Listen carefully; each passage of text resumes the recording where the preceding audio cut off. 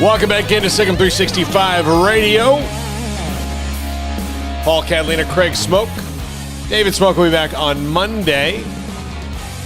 Joined now by Lawton Swan, the show that shakes the Southland, and ClemsonSportsTalk.com. And Lawton, before we get into Clemson and how unbelievably dominant they're going to be in the ACC this year, as I roll my eyes and say that, but Lawton, realignment talk, and I was on your show a couple weeks ago about it, and realignment talk has perked up and everybody keeps talking about it, even though nothing's happened. But Clemson's name keeps coming up in rumors. They had to deny that they and Florida State had meetings with the SEC already a week and a half or so ago. When it comes down to all this, where do you see Clemson's future? I mean, the ACC TV contract is through 2036, so to get any team in the ACC would be tough, especially if it was Clemson, one of the better teams.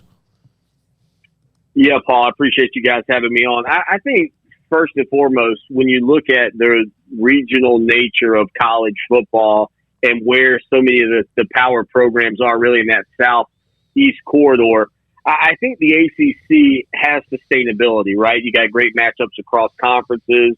You got games like Florida State and Florida. You got Clemson and South Carolina, Clemson and Georgia, Georgia Tech. I mean, there are a lot of ties, right? So I think when we talk about the future of college football, it's hard not to imagine that it's trending towards a more NFL style, more regionalized style. And, it'll be some give and take, I think, from the SEC, the ACC, and everybody. But I think if we do end up with quadrants or pods across the country, maybe twice the size of the NFL, you got 32 teams there, maybe 64 teams, and just have more leagues and divisions. But that's kind of where I see it, because I don't know that the ACC is lacking in such a great way that it would just crumble, right? Like, it feels like it's on pretty good footing.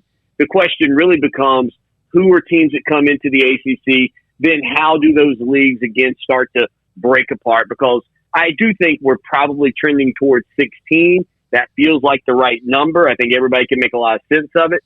But then you can also break that 16 into 14 pods, and then all of a sudden now you've got a whole completely new look. So I think it's wide open. I think what's weird is when I was putting together a poll over on the website, I put like the ACC, the Big Ten, the SEC, and then I said a league that doesn't exist yet. And quite frankly, Paul, that might be it.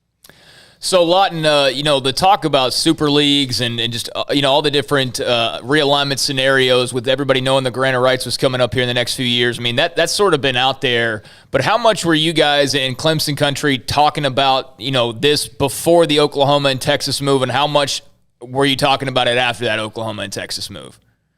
Beforehand, not at all. It was a real shock, I think, for everybody, simply because it was so quiet. And for those two names to be under the radar is hard for, I think, anybody to imagine. Really, the last time anybody at Clemson or even over in the ACC was talking about this was the last time we had the realignment talk, where there were conversations about Clemson and Florida State maybe going out to the Big 12 at that point. But, geographically, it didn't make a lot of sense. But at this point, I don't know whether or not geography is all that big of a factor, but I think it is eventually going to be kind of regionalizing things on that front. But I'll say that if you ask Clemson fans today what they want to do, I think they want to stay where they are. And it makes so much sense, because we're in an era where if you win your league, you are going to be most likely going to be in the college football playoff. And where Clemson has put themselves is in a position of they get a benefit of the doubt out of the gates. Listen, I like preseason polls. I like the fodder, but nobody can deny there's not a huge advantage for Clemson and everybody else that starts in the top 5 right now. That's a big deal. Number 2, you get benefit of the doubt. You lose the game a year ago at Notre Dame. Obviously, Trevor Lawrence didn't play and all that. But no matter what game they had lost, if they had beaten Notre Dame and lost to Boston College, Clemson was going to get the benefit of the doubt. And then if you win your conference, additionally, you got a chance to be in. So I think Clemson fans are fine. And what Dabo Swinney would say, and I think what Clemson fans who follow it would say, is it's not who you play, it's how you play. And when Clemson has played on the biggest stage in recent years, they've played pretty well. Now, last year against Ohio State didn't go great. But again, Tony Elliott was out, the Clemson's offensive coordinator, with COVID. They didn't have Justin Ross, who's coming back this year, their star wideout.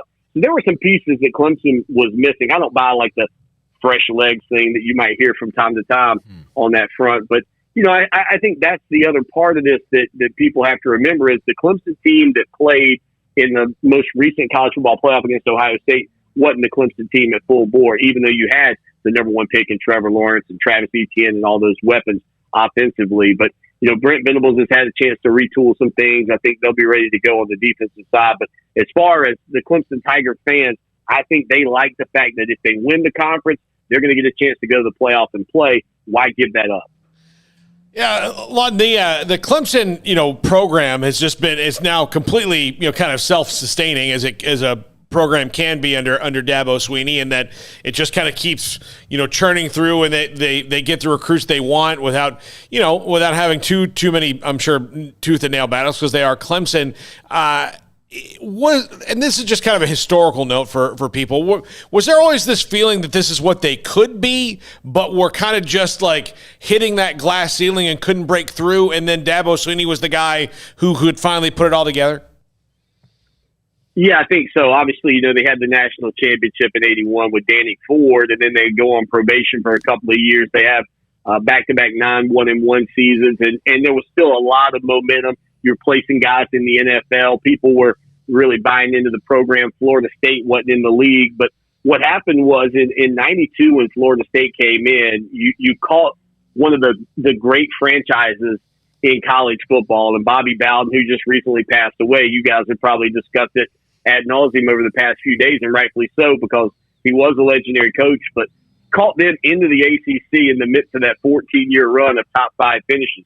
And so they come in and they're just dominating the league. And Clemson sort of took a back step in the early 90s. I'm going to tell you, when I was in college at Clemson, dude, we had a 3-8 season. A 3-8 season. It's like unheard of to talk about. And so, you look at what happened was when they bring in Tommy Bowden in 1999, people thought, okay, this is the magic elixir.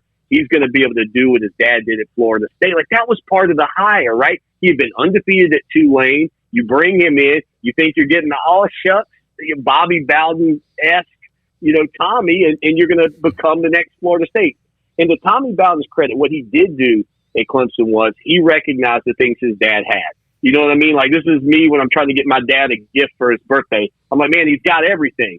So Tommy's looking at his father's program. He's going, look at the facilities, look at the investment of the fans. And he realizes that Death Valley needs to be redone. They do that. They build academic facilities. They build football facilities. They start to build the facilities necessary to compete at the highest level. The thing about it was, though, I think Tommy, and he comes on my program every Thursday during the college football season, I think he always was in his dad's shadow. Even though he finally was able to beat his father and it felt like the momentum was turning, whenever it was a big game, they match up with Alabama in the season opener in, I think, '08. They get hammered. And Clemson was favored, in that ball game. And that was when it kind of soured for everybody. And then you got Dabo Swinney, who had been had played at Alabama, and Tommy Bowden was his position coach. He was working in real estate, and he gets hired.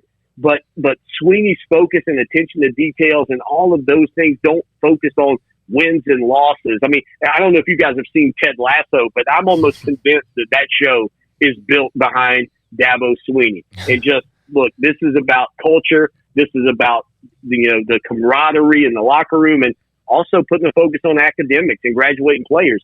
And so it just grew from there. But there's no doubt in the 80s, Clemson fans thought that they should be competing at a higher level. It just sort of took Tommy Bowden coming in and saying, whoa, here's what you're missing, because I know what my dad's got at Florida State, and then finding a guy like Dabo Swinney, who's very similar, ironically, to Bobby Bowden in a lot of respects. Lawton, I know this is random, but in the offseason, Dave Aranda retooled his offensive staff. One of the hires that he made was Chancey Stuckey, former Clemson wide receiver, as wideouts coach. And I know that Chancey was also on the lower level of the coaching staff there for a couple of seasons under Dabo before making the move to Baylor. Anything stand out to you about Chancey Stuckey in his young coaching career, or just even his time at Clemson? Dude, he is a great friend of mine, and he is an amazing human being. You got a better human being maybe than you got coach, and that's important at this level. And so, I think the players are going to love him. I mean, I haven't been able to keep up with what's been going on there, and I try to respect these guys, their time and stuff. And Chancey and I have talked in the off season in the past, and I'm sure I'll catch up with him when things wrap up this year. But he's a tremendous, human being, and had a good career at Clemson, and started off as a quarterback and then became a wide receiver and played in the NFL. But I'm telling you guys, he is a grade A #1 type person, and that's what I think is so advantageous about the coaching tree that Dabo Swinney's putting out. I mean, these guys are just good human beings, and there's so much value in that in the program because these young men, what I think fans often forget, and I think NIL is going to drive us a little bit further away from it, is that these are young men that are worrying about their families back home, that are worrying about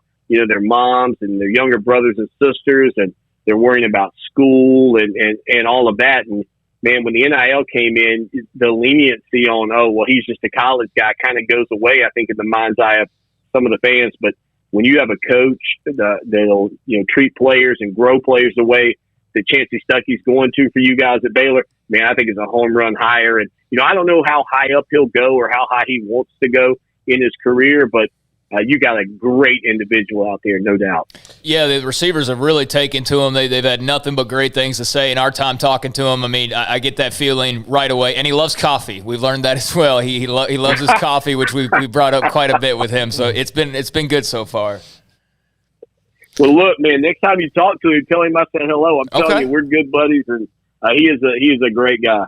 All right, Lawton, I just looked at the Clemson schedule. That first game, baby. Let's turn up right away. I mean, that's Clemson and Georgia, and that probably is good because the thing I'm about to say after this, I mean, I don't mean to sound it like this, and because I don't know, but is this the easiest schedule they've had in a long time after Georgia, which is going to be a rock'em sock'em game, but after Georgia, this is maybe one of the easier schedules that they've had. Well, they missed Miami and North Carolina in the regular season, which is obviously a big benefit for them. I think there's a couple of, the North Carolina State games, one I think people want to keep their eyes on. I'm interested to see what Jeff Collins does at Georgia Tech, because I do believe that, when you transition from the offense that they were running to what Jeff Collins wants to do, that's not, hey, we're going to bring in one recruiting cycle and call it a day, or even two. So I think you got to give Jeff Collins some time to see what he does at Georgia Tech. But, South Carolina is obviously down right now, but I love the hire of Shane Beamer. I think he'll do a good job there. But, again, you got to have time to turn things around. And yeah, I mean, look, if you just want me to be honest, yeah, it's not great. It's not a great schedule. Pretty pedestrian, I think they would say on that front. But you know what? You got to go out there and play the games. And the irony is that I think if Clemson beats Georgia, there's a greater chance that they stumble somewhere else along the way than if they were to lose to Georgia.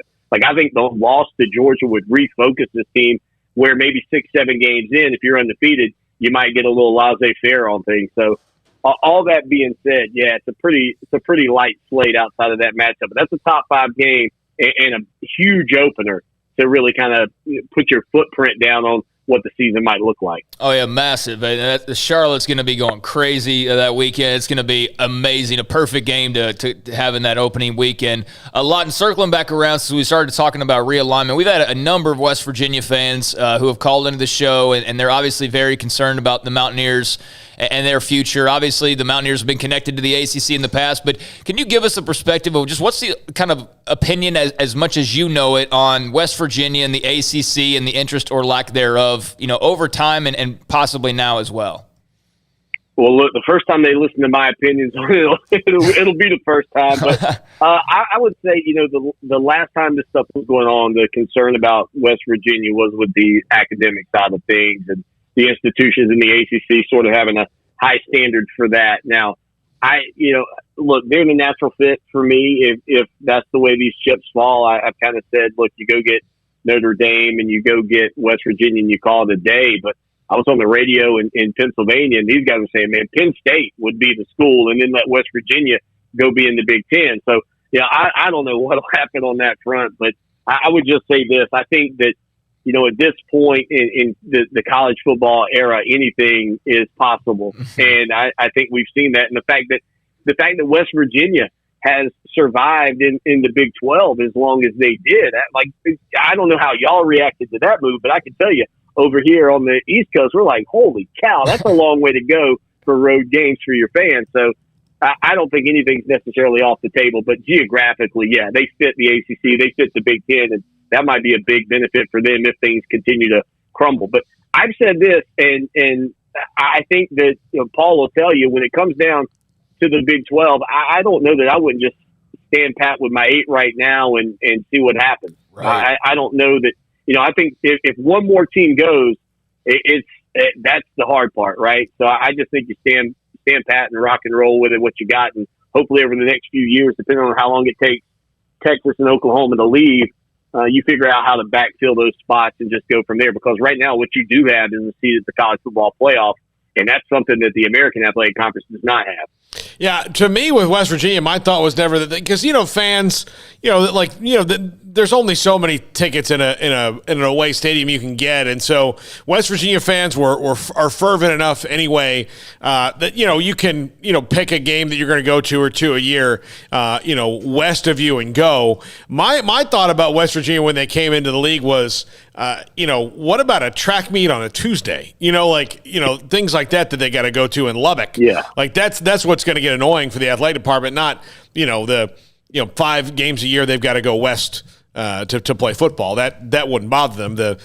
Playing baseball in Lubbock on a weekend would probably be, to me, the one that's more bothersome. Well, and that's where I think you got to consider the model that some of these leagues have, like South Carolina Soccer's Conference USA, and they play football in the SEC. Like maybe football just needs to be one thing, and the other sports can be something else. Like that's not the end of the world either. So I think that's an option that would certainly be out there down the road, but. The problem is, man, you got all these suits, right? And everybody's wanting to make the most money possible and this, that, and the other. And then that just throws these tangled webs into the what would possibly be easy. If the three of us sat down in a room, guys, we could probably come up with an idea that would work. Oh, yeah. The problem is somebody else would look at it and go, man, but how are we going to make money? And that's when the almighty dollar is the thing that really shifts this narrative. All right, Lawton Swan, the show that shakes the Southland, covers Clemson. Of course, you can also go and find him on the web as well. And Lawton, thank you so much for joining us. Always great talking to you. And look, I'll just tell people, Lawton and I did the segment on the show a couple weeks ago. We're buddies now. Like we went on the phone several times, just talking about the biz. I just say sick 'em, baby. Sick 'em. Go get 'em. All right. Lawton Swan with us here on Sick 'em 365 Radio. Great guy. And again, interesting to hear that perspective on Clemson is, again, everybody assumes that they just going to jump in the SEC, but again, it's not, none of this is cut and dry. No. So, I kind of want to, every time we can get a chance, I kind of want to dismiss an narrative. I've been trying to get somebody from Stanford because I would like to know, does the Pac-12 really not like religious schools? Is that the... I think that is the case based on everything I've read. But would they move off of that if it was to the benefit of the Pac-12? Of course they would, because the one thing that will push religion out of the way is money. I mean, just like he said, it's all about money. That's all it's about. It's all it's about. It's, and yes, as far as maneuvers go, the AAU status and, your money... your money pot that you have and all of that comes into play. But, I mean, ultimately, these schools are going to move around because of money. They'll get into a league because of AAU status if it's the Big Ten, or not get into a league as a result of that. But the moves will actually be made because of money and nothing else other than money. But, he was really good, and I have to remember to tell Chancey Stuckey whenever we see him the next time that Lawton said hello. But he's been a real nice addition to Waco, that's for sure. Yeah, absolutely. And that Clemson-Georgia game, I can't wait, man. Can't freaking wait. I wish that was tomorrow. Yeah, I wish every game in the first week was like that. I mean, they can't all be. I know, but that's what I wish. I wish that there were no. Here's what I would like: your tune-up game can be in your second week. The game. I would like the first week for every school to be one of your tougher games. Yeah, but I mean, it's obvious why people don't want to do that. They want to get that, knock that rust off and be ready for that big game. But yeah, I mean, kudos to those who just say screw it right out of the gates. Let's go big. And I mean, that's 2 top 4, top 5 teams in the country this year. And with the lack of crowds last season, I'm sure Charlotte's just going to be pandemonium with college football fans. It's going to be great. It's going to be awesome. Yeah, and I just, those schools don't fear anybody. So it doesn't matter. Alabama, you can tell them, Clemson, Georgia, all those schools, Ohio State, Like, here, you're going to play this school week 1. Okay, that's fine. We'll see them again, or it doesn't matter. They're trying to play them later in the year anyway. There's some schools that aren't at that level. They're like, well, we'd like you to play week 1. How about week 2? So we can work out our kinks first. Although I'd almost rather play somebody week 1 because then they don't know anything about you. Right. At least this year. I mean, they know that. I mean, they can pull up film on you from high school and watch you if they don't know. But they, that's when they know the least about you is week 1. And sometimes that's when you get some of the best upsets is when somebody sneaks up on you. When we come back, we'll talk Cowboys.